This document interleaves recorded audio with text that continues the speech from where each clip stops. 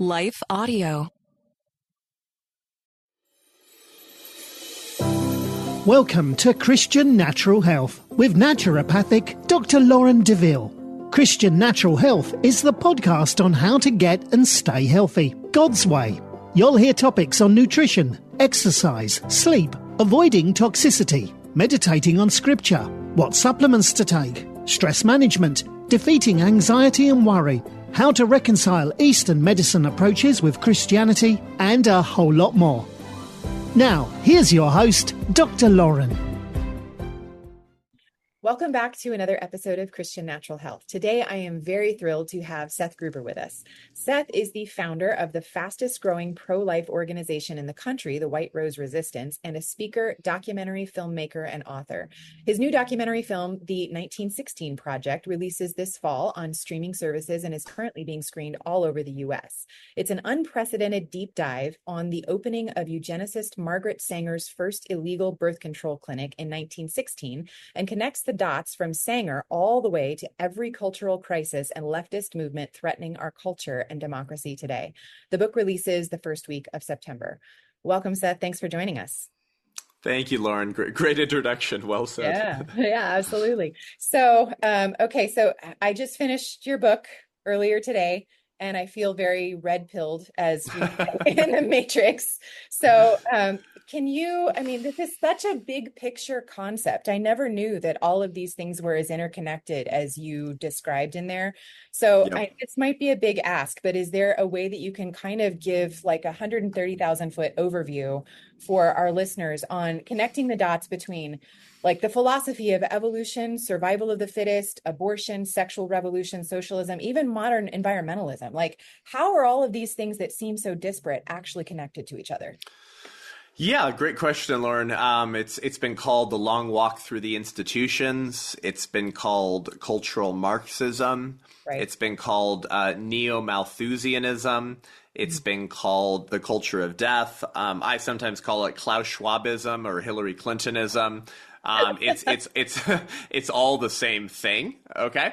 Margaret Sanger famously had on her magazine in 1914 the headline, "No gods, no masters. No gods, no masters."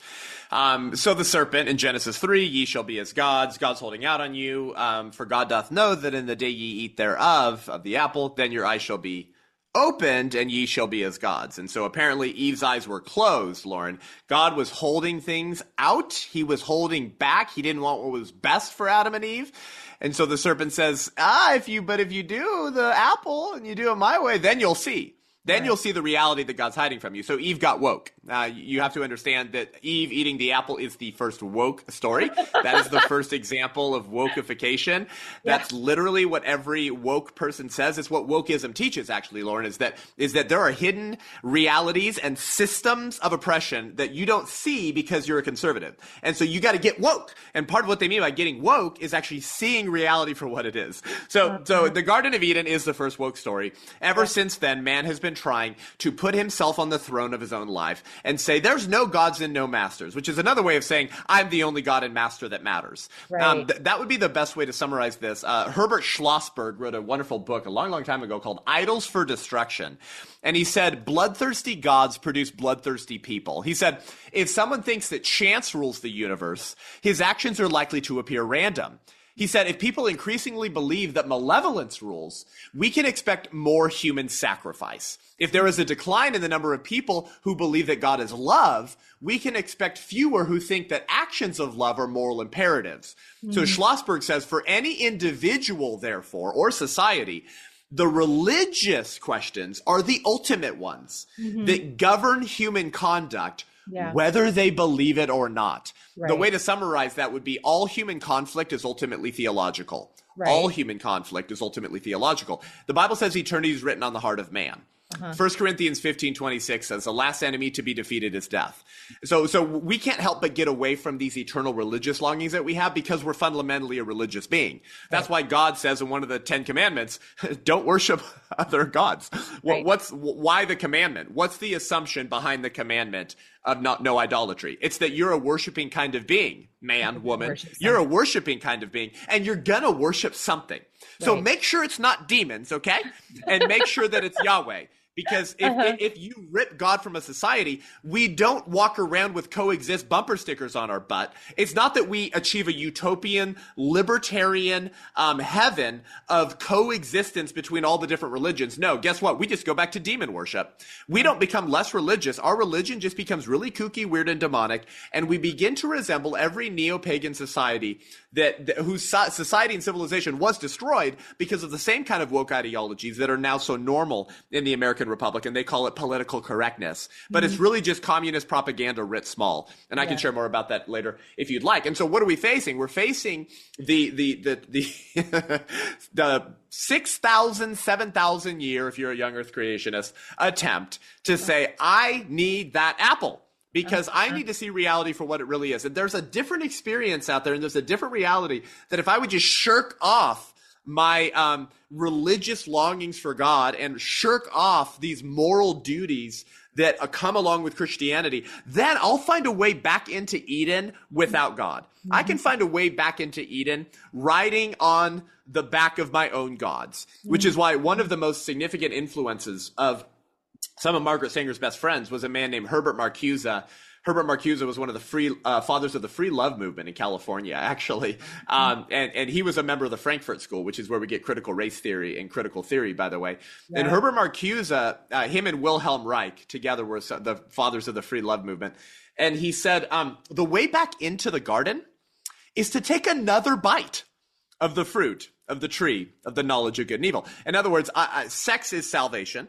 And I can live however I want to live. I can get back to that eternal life. This is why Sanger once said, through sex, mankind may attain that great spiritual illumination, which will transform the world and light up the only path to an earthly paradise. In other words, Sanger fully acknowledged that for her, sex was salvation. So we will look for ways to feel saved. We will look for ways to feel redeemed. That somehow we can like just put layers and layers of comfort and indulgence over that still small voice that's our conscience that says there's something wrong with you, you need help. And we'll just continue to coat it over with orgies, with abortions, with sex, with orgasms, with drugs, with food, and just remind ourselves that we'll be able to figure this out, but we can't. And we have the most medicated, depressed, and suicidal generation in American history right now. They're called Gen Z.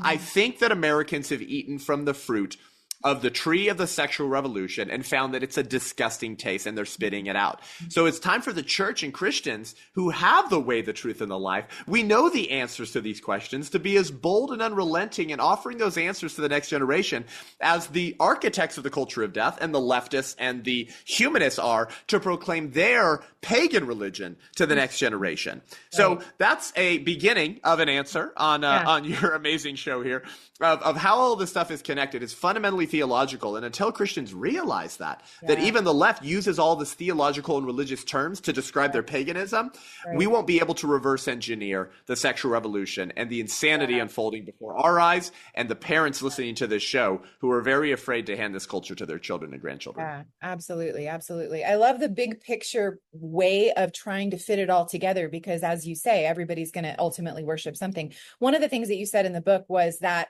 essentially what you just said about the idea that everybody's trying to find their way back into the garden. And you said the very next time that happened was in the Tower of Babel. Can you explain how you connected that as an attempt? Because that was I'd never heard that description before.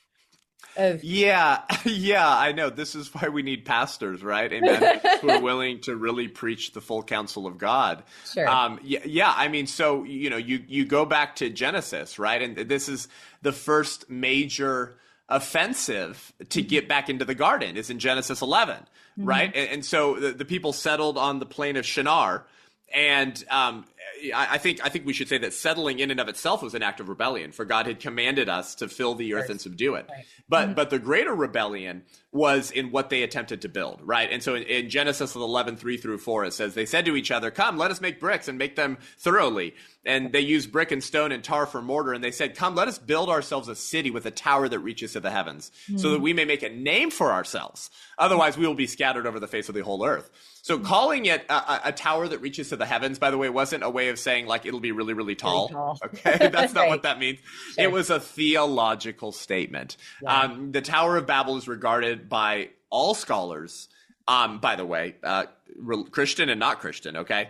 As one of Mesopotamia's famous sacred mountains. They were called ziggurats. Right. And ziggurats were divine abodes, places where Mesopotamians believed that heaven and earth met or intersected.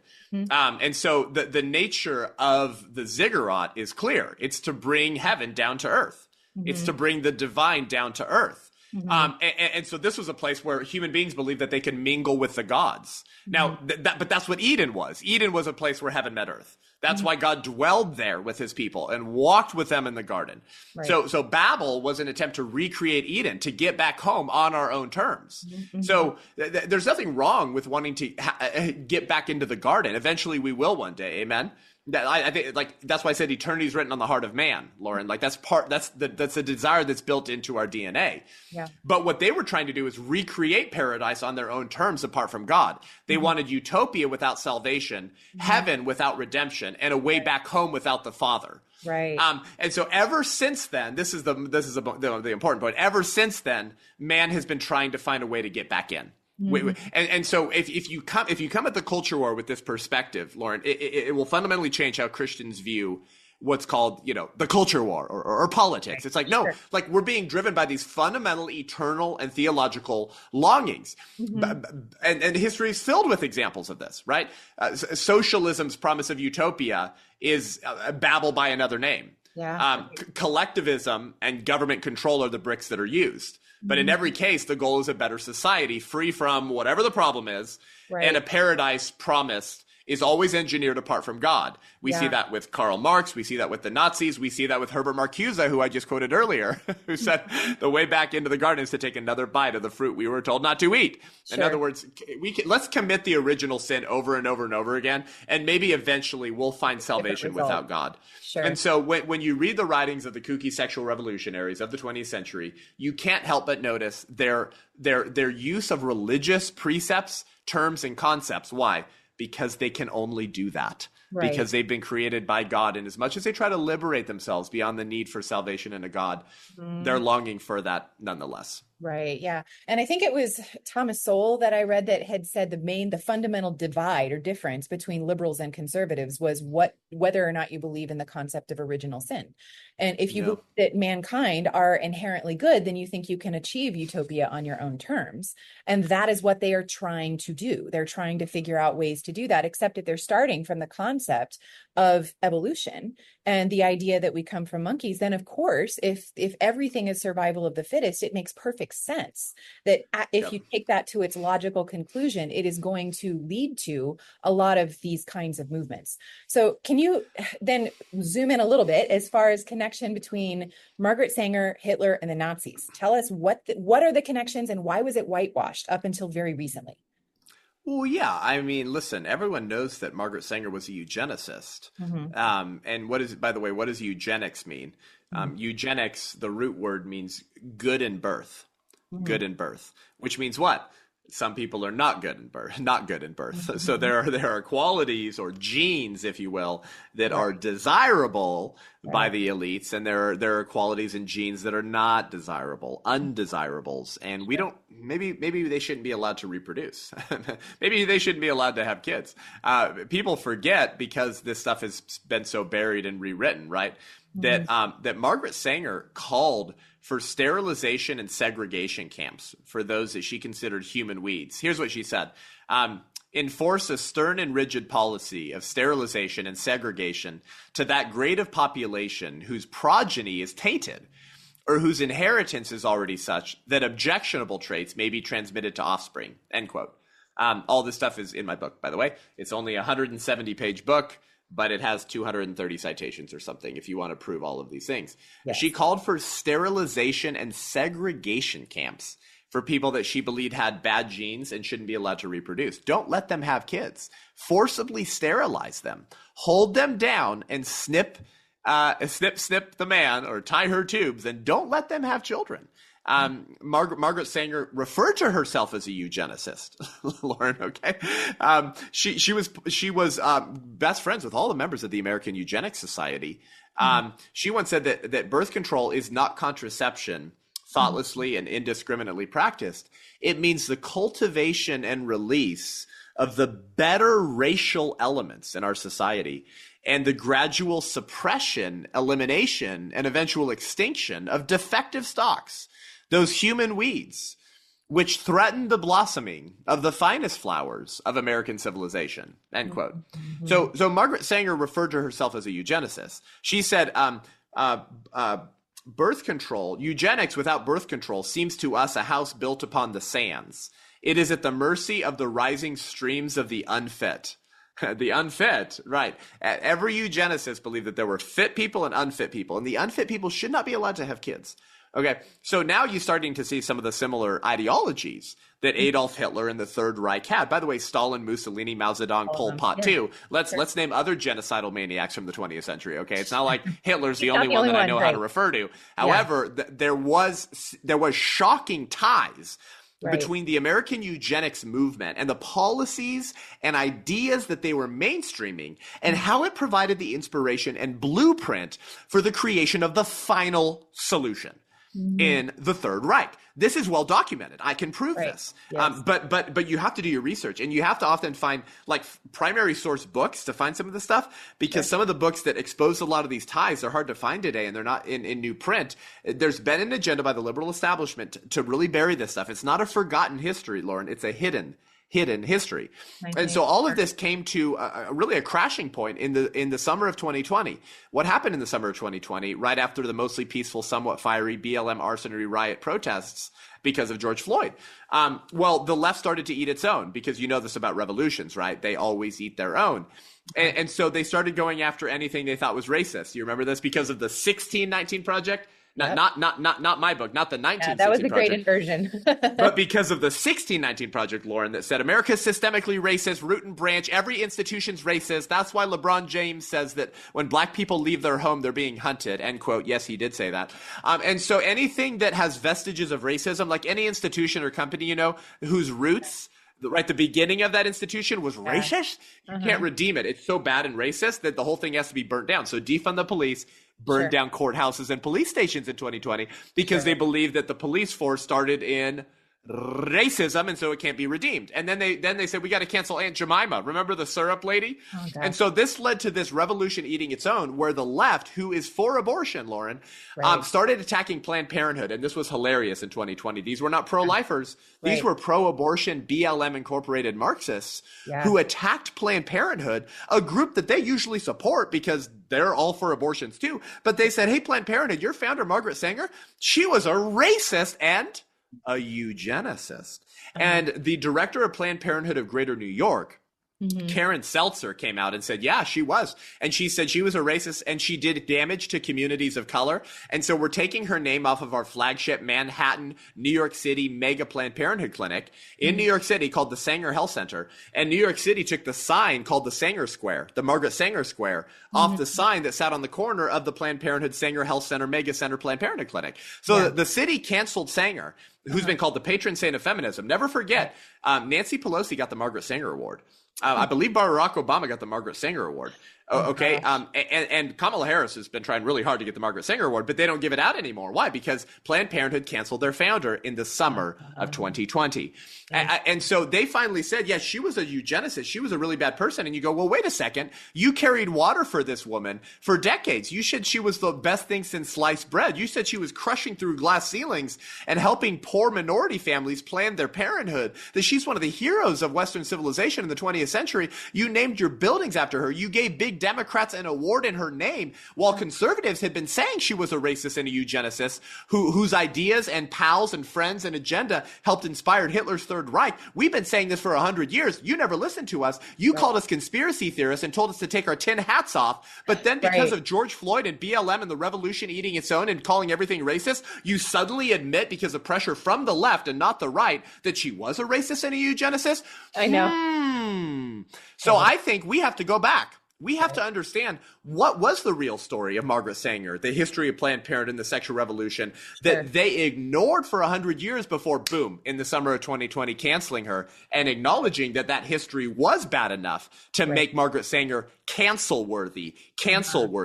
And so to answer your question about the Nazi stuff and the links between Margaret Sanger and Planned Parenthood, let me just give one vignette from the book to really make your audience's jaws drop. Okay. There was a founding board member. By the way, my book is called The 1916 Project, The Lying, the Witch, and the War We're In. The Lying, the Witch, and the War We're In. Okay? It's all the lies that created our culture, the witch who mainstreamed them better than anyone else in the 20th century, and the war that's been created. So buckle up. It's more dangerous than you thought. And the movie is a 75-minute full-length documentary called The 1916 Project. But the founding board member of Planned Parenthood, founding board member when the organization was founded in 1921. So she opens her first clinic in 1916. That was really the beginning. But 1921 was the formal, the formalizing of the organization called the American Birth Control League, later renamed Planned Parenthood. By the way, Lauren, they renamed it to Planned Parenthood in 1942.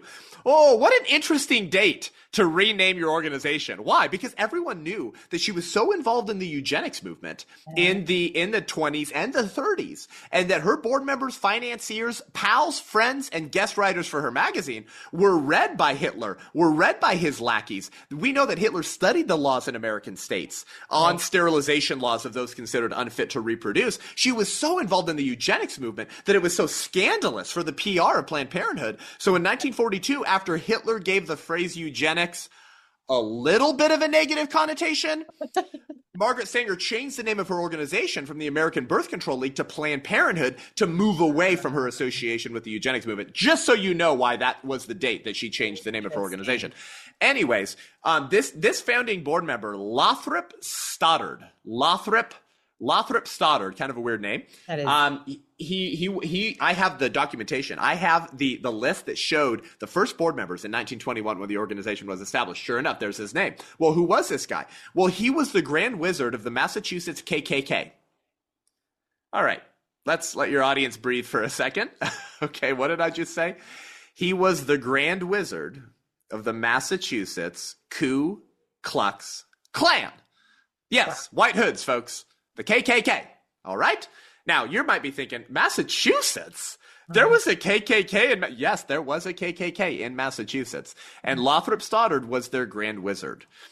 His writings on racism were incredibly influential in the development of the organization known as the KKK.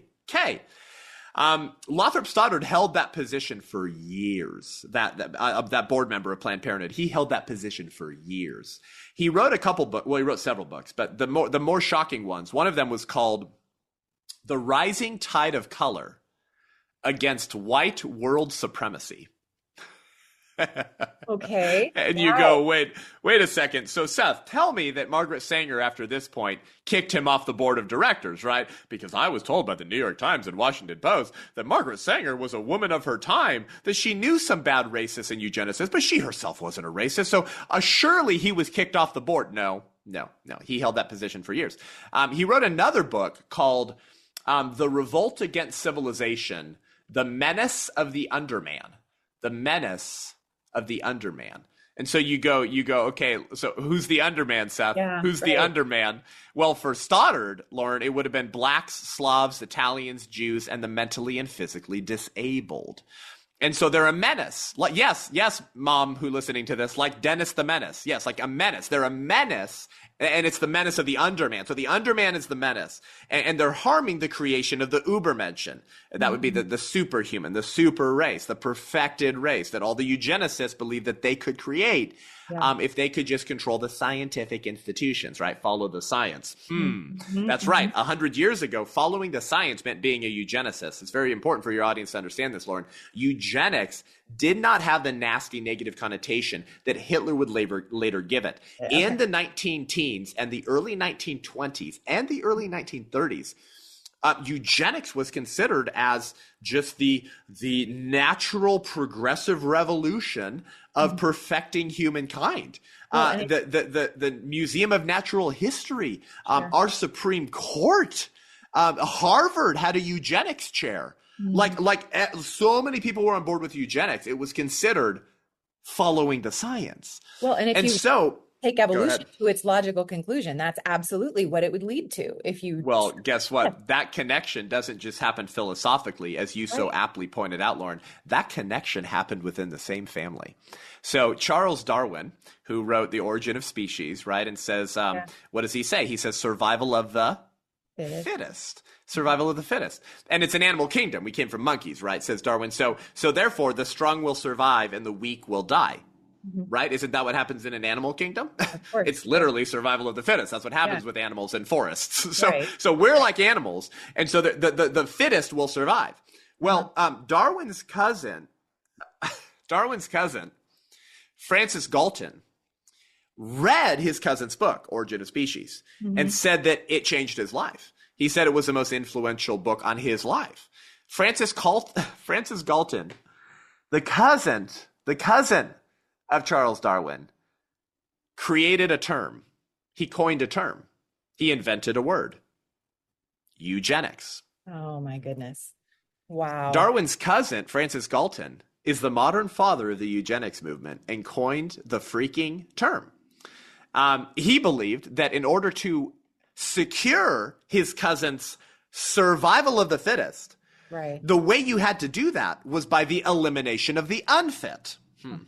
So might makes right in the religion of Darwinism and eugenics. So that apple falling from that tree didn't fall far. We went from survival of the fittest Darwinism to eliminate the unfit through eugenics within the same family, their cousins. So that's where we get eugenics, is from Francis Galton, Charles Darwin's cousin. Francis Galton would then mentor a man named Havelock Ellis. And if you read my book recently, you remember this name. Havelock Ellis was the Alfred Kinsey of England.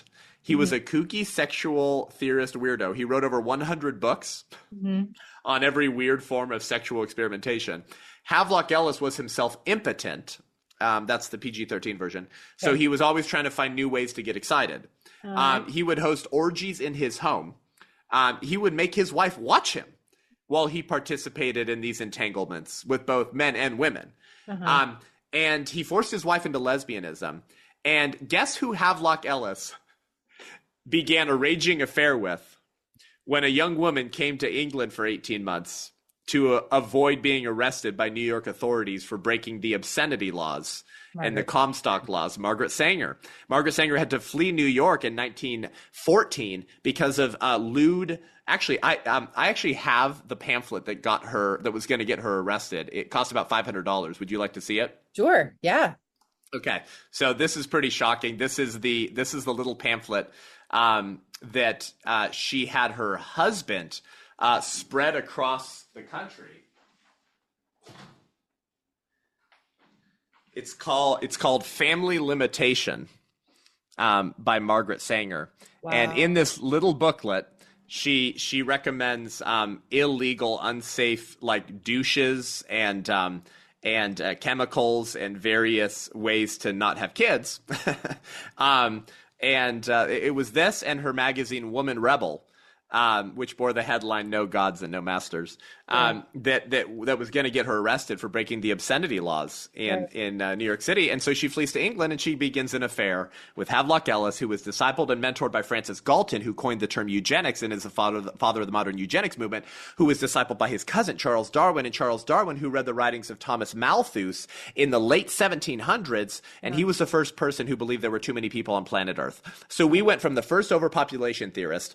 Darwin read Malthus's writings, and it's what drove his study on the beagle, who then writes Origin of Species, who then influences his cousin, who coins the term eugenics, who then mentors Havelock Ellis, the Alfred Kinsey of England, who then becomes the #1 political and sexual mentor to a young woman named Margaret Sanger, the founder of Planned Parenthood, one of the largest, best funded, and most profitable 501c3 organizations in human history, the largest abortion provider in the world, the largest provider of the pornographic comprehensive sexuality education in America's public schools that has a lot of angry moms and dads speaking at school board meetings. And as of last year, Planned Parenthood is the second largest provider of chemically castrating transgender drugs for America's gender-confused youth. Planned Parenthood's fastest growing revenue stream, Lauren, is now trans drugs for teens. That's one organization. from one woman who was discipled in a long train of disciples and revolutionaries on the left that we can trace back to the first overpopulationist who believed there were too many people on planet Earth, Thomas Malthus, when America is only about 20 years old in the late 1700s. What am I talking about? It's the Great Commission flipped upside down. Yes. They have done better to disciple and raise up a generation of leaders on the left who want to tear down Christendom and replace it with something fresh and new. This is the Marxist walk through the institutions, that we need to take over every institution, but really we need to change the culture. Because if you want to change the culture, you've got to approach it culturally. And that's why Sanger's revolution began in Greenwich Village in New York City, the most culturally formative city in the world. Now, this founding board member, Lothrop Stoddard, then called himself a eugenicist. He was part of the American Eugenics Society. He would later be a member of the American Eugenics Society. Mm-hmm. And guess who wrote the review of his book, The Menace of the Underman, in Margaret Sanger's magazine, The Birth Control Review? Havelock Ellis, the one that Sanger was shacking up with in England. And he coached Sanger's journey back to New York, saying, you're too intense. Stop talking about communism and anarchism. To talk more about birth control and eugenics, because that's more scientifically acceptable. He coached her to tone down her rhetoric to be more effective. And Sanger believes that this was the most revolutionary, impactful person on her life. So, of course, it makes sense that she would begin putting people on her board of directors who believe the same things as her mentor, Havelock Ellis, who called himself a eugenicist, who was mentored by the guy who coined the freaking term eugenics. All of this goes together. And so I'll finish with this in terms of the Nazi stuff, because we could spend an hour on this actually. But Lothrop Stoddard hit that book, The Menace of the Underman, that I was telling you about. It was translated into German by the Nazis. I actually have the German edition. Actually, I'll pull that out for your listeners too. Wow. So there was one of these available online, available in the entire world. It cost me about $350. There was only one available. I bought it a few months ago. It shipped from Europe. It took me about 6 weeks to get it. So there's his name, Lothrop Stoddard. Yeah. Once again, the founding board member of Planned Parenthood. Doesn't he look like a demon? He does. And this book was translated into German in 1925. You'll notice none of this is legible. It's all in old German. Sure. And what is that underman? What does that last word look like there? Underman. It says Untermenschen. Untermenschen. Right. I've heard that phrase before. Untermensch. It's the title of Heinrich Himmler's famous Nazi propaganda book. Der Untermensch. Untermensch would later kind of be translated into English as subhuman. Untermensch, referred to those that they exterminated. In no small part, the Jews. Right. And so historians did not begin to see the phrase Untermensch begin to be used by the Nazis until this book. They got the phrase subhuman. They got the phrase Untermensch from the German translated version of Margaret Sanger's guest writer, advisor, financier, and first board member of Planned Parenthood, who was the Grand Wizard of the Massachusetts KKK. Now, Stoddard's books began to be featured in Nazi school textbooks, and he was so well beloved by the Nazis, Lauren, that he was invited to the Third Reich in 1939. Now, I believe at this point he was still on the board of Planned Parenthood. And in 1939, he travels to Germany upon invitation by the Third Reich. Let me make sure I make that clear. And he did a free-range journalistic interview tour. He interviewed Heinrich Himmler. He interviewed Joseph Goebbels, or Goebbels, depending how you want to say it. He interviewed Fritz Sauckel and Robert Ley. And he had a brief meeting with, I guess you can't guess who, Adolf Hitler.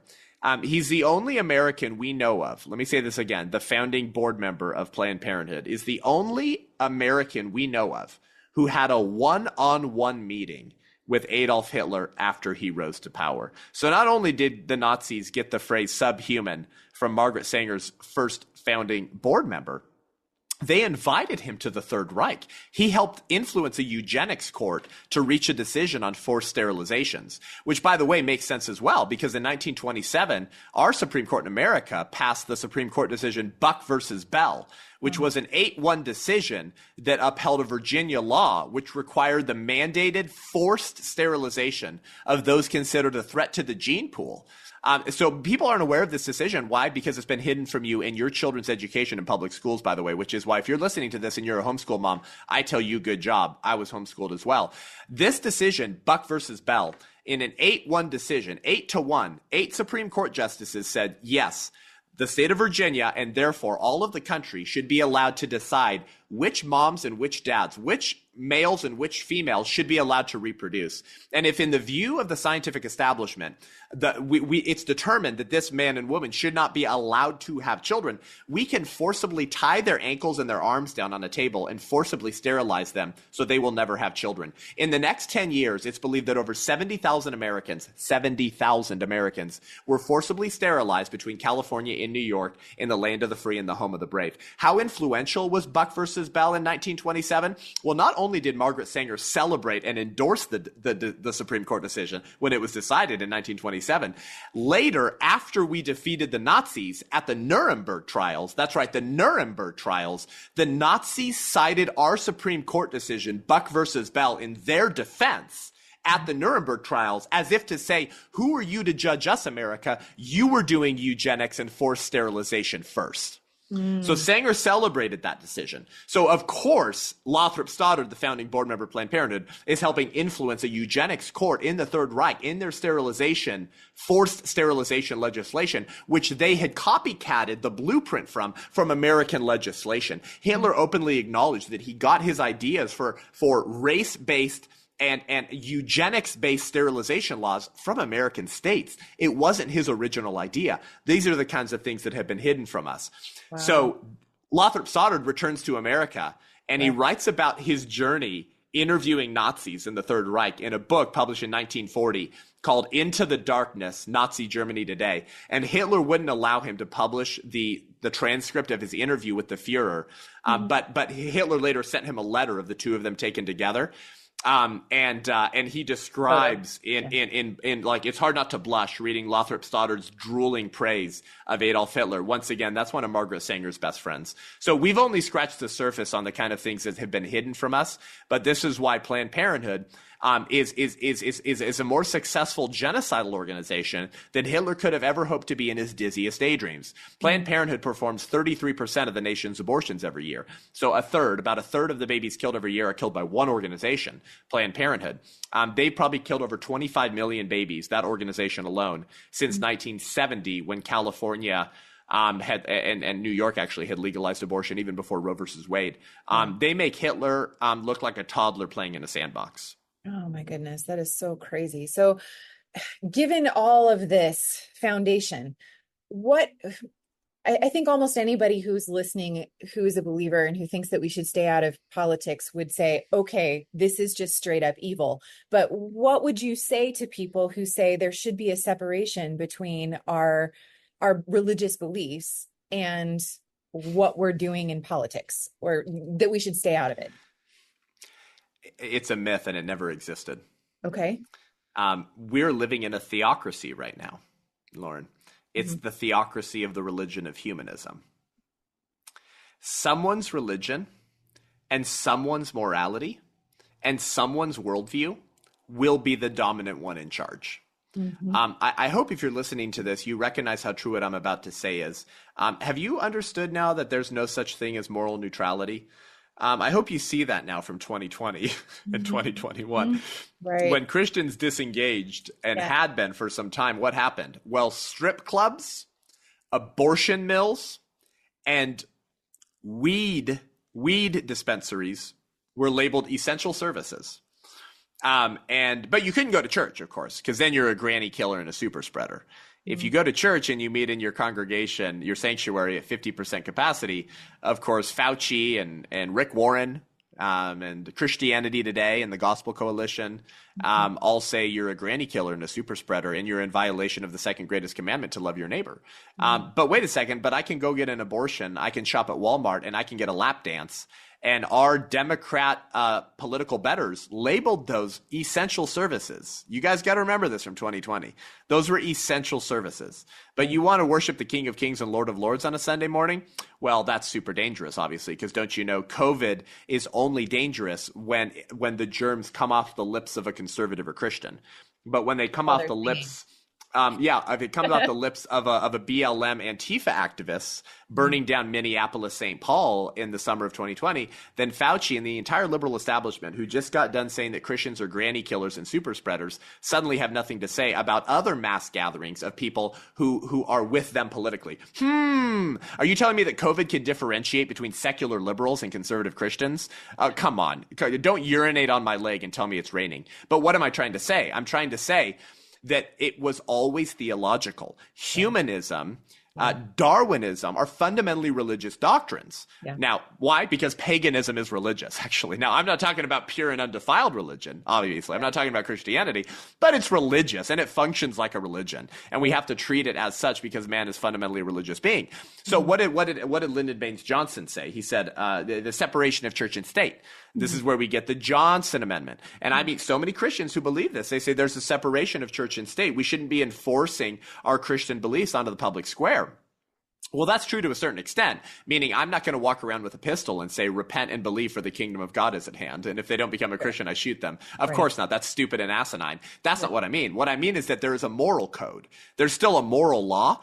And someone's moral law and someone's morality is going to actually be the one in charge. So when we abdicate, and when we pull out of the political and cultural process because we've listened to too many, Rick Warren sermons, and we're like, well, just preach the gospel. Well, what ends up happening? We go right back to demon worship. Actually, is what happened, is that the secularists and the materialists and the humanists, they pick up the reins of power that we were too pious and self-righteous to use. R.J. Rushdoony, the father of the modern homeschool movement, said, dominion does not disappear when a man renounces it. It is simply transferred to another party, perhaps to his wife, children, employer, or the state, where the individual surrenders his due dominion, where the family abdicates it and the worker and employer reduce it. There another party, usually the state, concentrates dominion. He said, where organized society surrenders power, the mob gains it, proportionate to the surrender. What he meant was that to the same percentage and degree that you release the reins of political power, that you abdicate, that you say, I'm not political, I just preach the gospel. It is to that same percentage point and degree that the mob and the secular progressives will pick up the reins of power that Christians were too pious and self-righteous to use because we like navel gazing as the world burns. And they will use those reins of power to accomplish for wickedness what God's people are no longer willing to accomplish for righteousness. And we will owe an explanation to the next generation if things really go south in this republic, which it feels like we're in a season of the last stand, as they're sexually mutilating children. CPS has kidnapped some kids from their parents' homes because the public health, I can tell that story, by the way. The public health scientists determined that one of the non-gender affirming parents was a mental health risk to the minor who wanted to be called by an opposite sex name and pronouns. And so they took the kid away from the home. And that's now legal in the state of California, Washington, Minnesota, and you're going to see it continue to spread across the country. And remember, who's the second largest provider of cross-sex hormones and puberty blockers? Planned Parenthood. So even if you're listening to this and you're like, Lauren, I don't really like this guest. I'm not listening to your podcast anymore because I think that there should be some restrictions on abortion, but it shouldn't be banned. And I'm sort of a moderate and I don't really like this guy. Well, I bet that I bet that you listening to this right now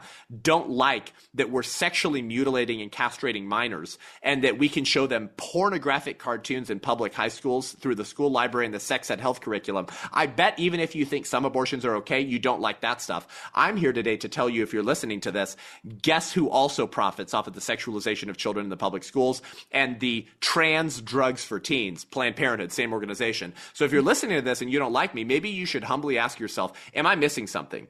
Is there some connective tissue that sort of connects these various worldview issues and cultural issues together? And maybe there's a paganism, or maybe there's like an underlying worldview that animates the culture of death and its various tentacles of the Leviathan. And maybe Seth is onto something, and I need to think more deeply about the things I'm supporting. I would say yes, there's a reason why Planned Parenthood is involved in so many of these things. For them, sex ed is their sales funnel, abortion is their product, and your children are their prospects. It's a sales funnel. Yeah. So that's a little bit behind why we need to care about this and why it's not political. Sure. These are theological, biblical issues. So much so that God didn't enter human history as a 30-year-old man. He entered human history in a process he really reveres. Conception, gestation, birth. Jesus enters human history as a fetus to redeem mankind from their sins. That's why Elizabeth is filled with the Holy Spirit when the prenatal John the Baptist starts doing backflips in the uterus, recognizing the humanity and divinity of his prenatal deity, fetal Christ, second member of the Trinity, unborn God Savior, who was knitting himself together in the womb while he was knitting John the Baptist together in the womb, because that is God in the womb, because Jesus is not fully God and fully human from the moment of birth. Jesus is fully God and fully human from the moment of conception. Follow the science. So that is the second member of the Trinity and the creator of the universe in Mary's womb.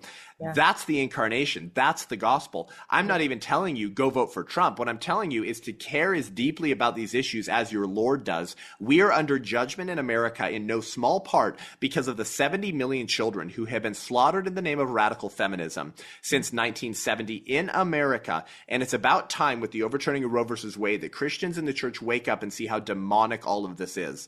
I could talk about that for a long time. But what my point is that we've let the other side define the terms of engagement.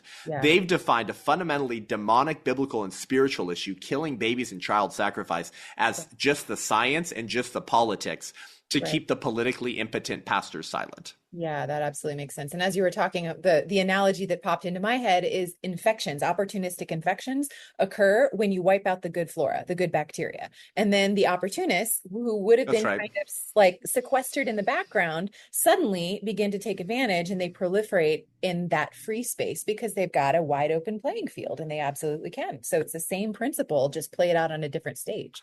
Very good. Well said. So the White Rose Resistance, give us a little bit of why you picked that name and why that inspires you. Yeah, most people don't know the story of the White Rose Resistance. I tell the story in the second to last chapter of my book, but the White Rose Resistance was an anti-Nazi Christian youth movement in 1942 and the beginning of 1943. And they were all kids in their 20s, which was one of the most fascinating things about it. There was one professor who was older, but the rest of the kids were in their 20s. And some of them were students at the University of Munich. Now, these students and members of the White Rose are national heroes in Germany today. Even though we may not know their names as well in America, it's important to point out that they have streets and buildings and schools named after them in Germany.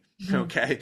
And they're heralded as heroes of people who are just doing the right thing, no matter what the consequences. And so what they would do is they would stay up late writing and printing these anti-Nazi illegal leaflets, exposing the crimes of the Nazis, calling them out, and asking good people to wake up. They would say things like, if you know, why do you not act? They said things like, we are the White Rose Resistance. We are your bad conscience, and we will not leave you alone.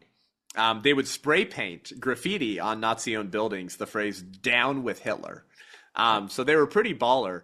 And one day in 1942, remember the same year that Margaret Sanger changed the name of her organization to the name Planned Parenthood, that same year, a young 21-year-old named Sophie Scholl was walking the sidewalks of Munich, Germany. She was a student at the University of Munich. She was a Christian. She had dreams of becoming a school teacher. Her dad had actually spent some time in prison for publicly criticizing Hitler. So she already came from a good family and heritage of Christian resistance. And she found a paper, a leaflet on the ground on the sidewalk, and it said "Leaflets of the White Rose." And so she took out this leaflet, Lauren, and sure enough, it was publicly condemning the crimes of the Nazis and asking people to wake up. And her heart was stirred to action. She wanted to join whatever the White Rose Resistance was. But we know from stories of her sister and her family that at that time, what she was thinking was, this sounds a lot like my brother Hans. He talks like dinner. He talks like this at dinner all the time. Why does this sound like one of my brother's rants? Well, sure enough, the White Rose Resistance had not only been co-founded, but it was being run by none other than her older brother, Hans, a 24-year-old young man who was just trying to protect his little sister. You see, he knew how dangerous political resistance would have been to the Third Reich that far into the war in 1942. Right. But Sophie demanded to join the White Rose Resistance, and she became the only female and the youngest member of the White Rose Resistance at 21 years old. For the rest of 1942, they would stay up late writing, printing, and taking trains in the middle of the night to distribute these anti-Nazi leaflets and awaken the church, to prick the conscience of the culture, to ask them to do something and to act and to participate in actions of resistance to try to bring this to a grinding halt. Yeah. And in 1943, they took things to the next level.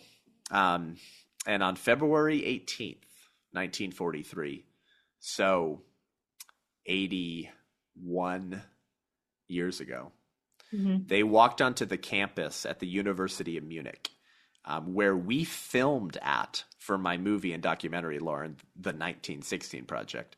And I'll tell you guys how to watch that in just 1 second. But and the classes were in session, and so they were walking the halls where I stood this last December, and they were dropping off illegal leaflets outside of the classrooms and throughout the university. And in this iconic scene, as the bell rings and class is dismissed, Sophie runs 3 stories up on stairs I just walked to the 3rd floor balcony of the University of Munich, and she throws the remaining 100 leaflets she had with her 3 stories down to the atrium below in an act of defiance. As the students are released, the janitor catches Sophie in the act, called the Gestapo on the spot, and Hans and Sophie were immediately arrested on February 18th, 1943. They spent 4 days in prison being brutally abused and physically interrogated. One of their interrogations lasted, I think, 10 hours. And they refused to implicate or rat out any of their other friends or members of the White Rose, Lauren. Unfortunately, they found incriminating evidence in Hans's pocket of a leaflet he had tried to eat and swallow. And they could tell that it was matched the handwriting of a man that they had been tracking. His name was Christoph Probst, who was a friend of theirs.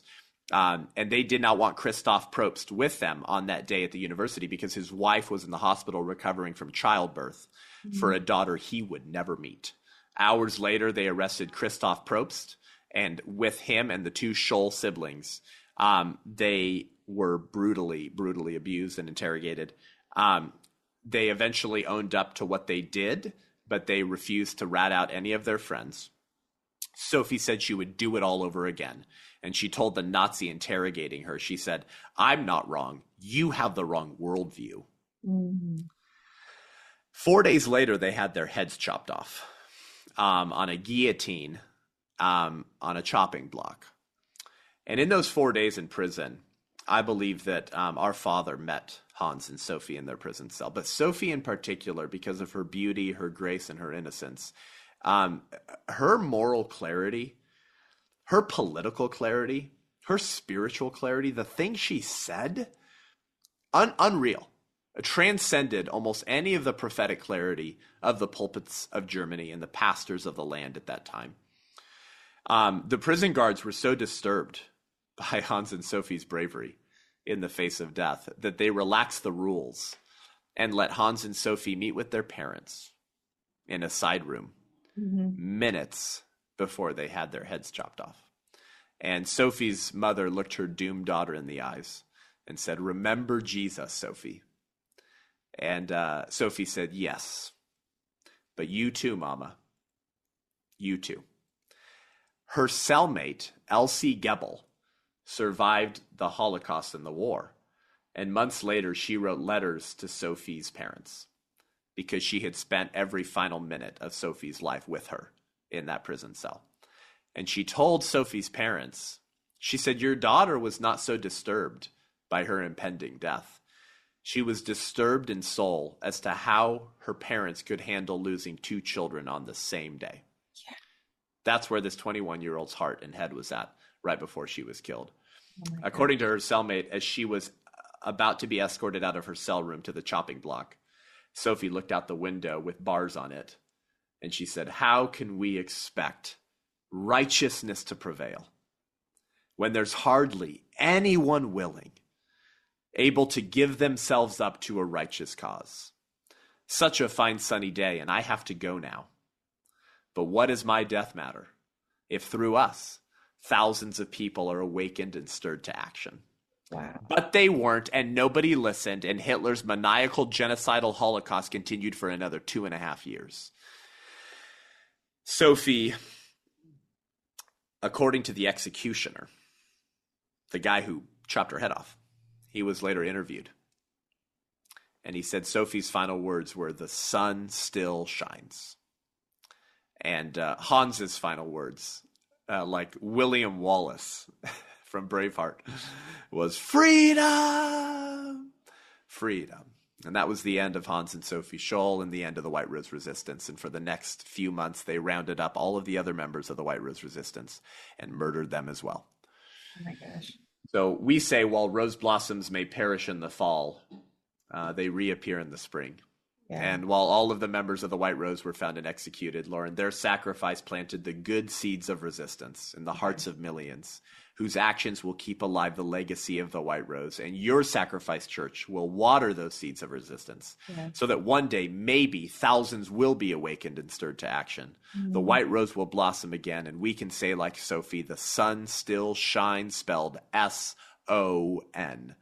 The last interesting part of that story is they had a meeting set up with a man on February 22nd,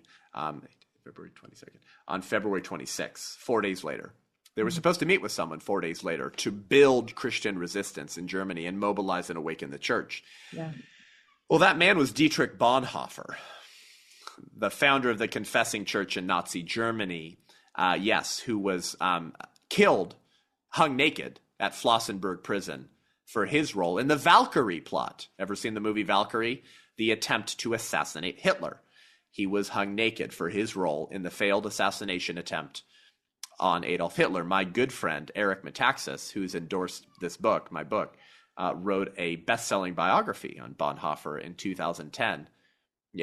Called Bonhoeffer, Pastor, Martyr, Prophet, Spy. And it's a new movie coming out shortly by Angel Studios. Bonhoeffer is one of the heroes of the 20th century. He had come to meet with Hans and Sophie of the White Rose Resistance, but he attended an empty coffee shop, for they had been killed and beheaded 4 days earlier. So that's the story of the White Rose Resistance. Why did I pick that name? Because if you've listened to anything for the last 50 minutes, you understand that we're facing the same ideology and worldview today. Right. Eugenics, materialism, secularism, wokeism. Eat the apple, for God doth know that in the day ye eat thereof, then you'll really see reality, and ye shall be as gods. And when we take the place of God, we can live however the hell we want. And if it means obliterating and eliminating millions of people on the altar of self, on the altar of orgasms without responsibility, on the altar of whatever gods we've erected for ourselves to fill the God-shaped hole in our heart, then there's no limits to the evil that man is capable of. Mm-hmm. Those who murder the unborn cannot be trusted to govern the born. And those who murder the unborn will one day murder you too, the longer you tolerate the sacrament of Satan. And if you think I'm joking, if you think I'm jesting, when Roe v. Wade was overturned on June 24th, 2022, in the next 2 months, pro-abortion domestic terrorists burned down, physically defaced, and firebombed over 100 pro-life ministries in America. Mm-hmm. Now, what happens when someone who calls themselves pro-life bombs an abortion clinic, which there's been a few incidents of over the last few decades? Right. It's plastering every headline of the legacy news media. It's all they can talk about. And they say, and then what do they try to do? They say, this represents all pro-lifers. That's what they do. They bomb people. It's like, well, first of all, get off your moral high horse, you freaking eugenicist demoniac. You support murdering innocent babies. I'm not condoning bombing abortion clinics, but you have no place in which to lecture and pontificate about morality and killing innocents. Spare me. Right. But what's my point? They burn down, firebomb, and deface over 100 pro-life ministries, and it's basically silence from the legacy news media. Right. They began attacking pro-lifers. And guess what they were spray painting on the walls and buildings of dozens of pro-life ministries around the country in the 2 months following the overturning of Roe versus Wade. They were spray painting the words, if abortions aren't safe, then you aren't either. Wow. Now, Merrick Garland, hey, Department of Homeland Security, that sounds like a domestic terrorist threat. Of course, how many of those people have been actually arrested or apprehended? Zero.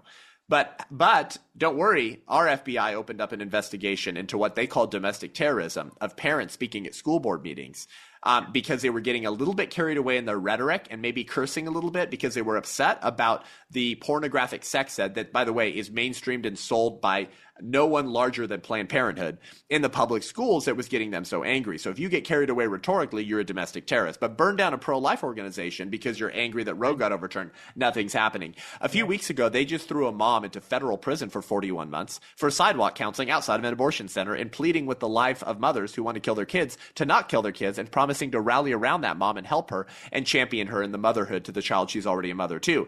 That pro-life sidewalk counselor just got 41 months in federal prison. Now, hopefully it'll get legislated down or argued down. But what did they just do? They threw a mom in federal prison, not for trespassing an abortion clinic. Let me be clear about this case I'm referring to. She did not trespass inside the abortion center, although I think that's morally justified, although it may be illegal because there's a difference between legality and morality. Okay. She didn't even chain herself to the door. It's not like she was blocking, duct taped herself to the door so you couldn't get in.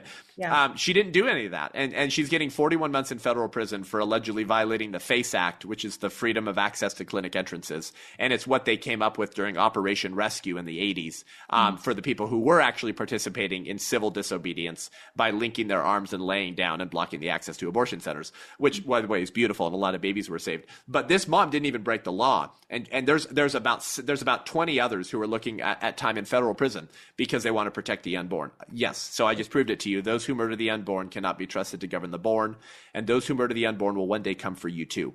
We're dealing with the question of who counts as one of us. Who counts as one of us? Who's a person, really? Who gets to have rights? And so when Roe v. Wade was passed in 1973, what did they say? They said being human is not enough to have human rights. Because every secular bioethicist, Lauren, agrees that human life begins at conception and that the preborn child is human. They are a member of the species Homo sapiens. They are a human being. But they say they don't have human rights because they're not a person yet. So it's very important for you to understand that in 1973, the Supreme Court said being human is no longer enough to have human rights. Well, then who counts as one of us? And what grounds are human rights? Where do they come from? Because this is very interesting. If abortion is a positive right, that means a legal right, then the abortion advocate cannot really complain if the state does not permit her an abortion. For the same government that can grant rights can take them away. But if abortion is a natural right, a human right, a right that springs from our human nature, then the abortion advocate had that right from the moment they began to exist, the moment of conception. So as Hadley Arkes says, we are left with an amusing paradox. According to the logic of abortion advocates, unborn women do not have a right to life, but they do have the right to an abortion. Wow. Yeah, your head should be spinning right now because none of this stuff makes sense. Sure. Our rights come from the fact that we're human beings. We became a human being at the moment of conception. Now, I believe our rights come from God, and so did our founding fathers. That's right. Governments are instituted among men to recognize and protect these God-given rights that were endowed with these inalienable rights, the right to life, liberty, and the pursuit of happiness, and that they come from our Creator. That's who's endowing us with these rights. But if you can liberate yourself, even from the constraints of human nature itself, and say there is no creator, there is no lawgiver. Man is God. No gods and no masters, wrote Margaret Sanger. Then why would you, Christian listening to this, why would you presume that they would stop at the unborn? They won't. And by the way, neither did the Nazis. The Nazis didn't start with a wholesale slaughter of Jews. You see, tyranny happens incrementally and then suddenly. It happens slowly enough, like the frog in the boiling water, that by the time you recognize it, it's too late.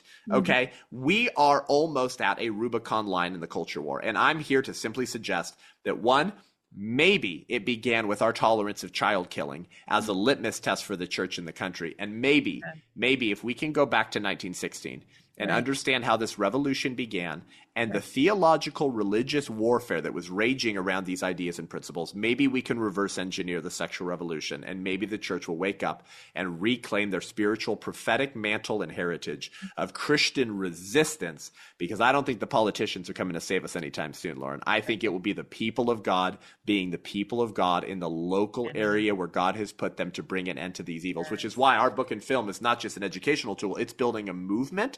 And we're now launching resistance chapters all around the country.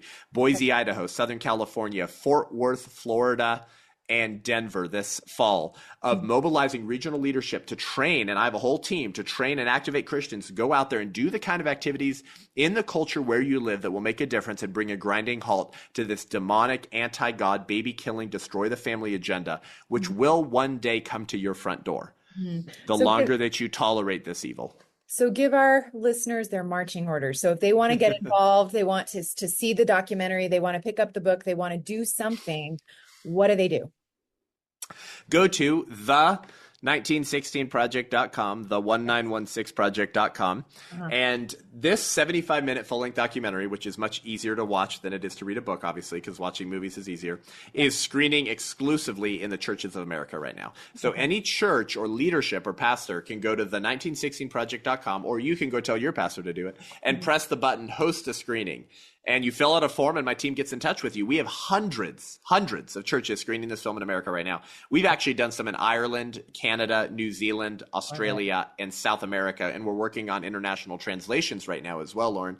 And translations for the book, especially for Hispanics who have conservative values, but often vote for Democrats because they don't understand the agenda. So we're working a lot to reach the people of America and especially the church.